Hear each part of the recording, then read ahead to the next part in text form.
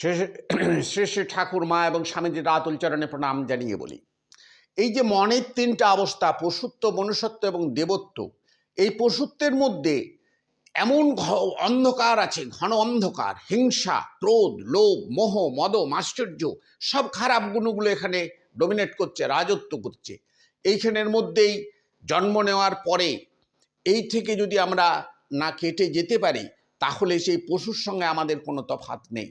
আমাদেরও আহার বিহার মৈথুন ভয় আছে, পশুরও আহার বিহার ভয় মৈথুন আছে। সেলে পশুর সঙ্গে মানুষের তফাৎ কোথায়? না, মানুষের মান আর হুঁশ আছে, বিবেচনা আছে, সে তার মনকে কন্ট্রোল করতে পারে। কিন্তু এই মন যদি পশুত্বের অন্ধকারে আবদ্ধ থাকে, তাহলে কিন্তু আমরা এই মনকে টেনে একটা আলোকিত জায়গায় নিয়ে যেতে পারবো না। তার আগেই কিন্তু অঘটন ঘটে যাবে। যেটা এই মনের কাজ, সব থেকে নিম্ন রুচি সম্পন্ন কাজ করে দিতে এর 1 সেকেন্ড সময় লাগে না। বয়স, ক্লাস, এগুলোর কোনো কিছুই নেই।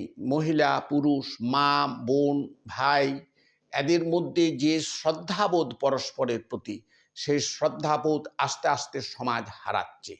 কেন না, মন সেই পশুত্বের মধ্যে আবদ্ধ আছে।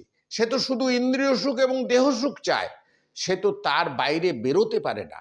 তার জন্যে সে মনটিকে যতনে সেই পরম সত্যম ধীমহি, সেই পরম সত্যের দিকে, ঈশ্বরের পায়ে অর্পণ করার জন্যে অবতার বরিষ্ঠ বাবা রামকৃষ্ণদেব বলছেন, এই মনটিকে তোলাটি হচ্ছে আমাদের জীবনের মূল উদ্দেশ্য। এইটি হলো সাধনা, এইটি হলো তপস্যা, এইটি হলো যাগ, এইটি হলো যজ্ঞ। সেই সত্যই ভগবান, মানব সেবাই ভগবানের সেবা। এটাই হলো আসল পরিচয় মানুষের।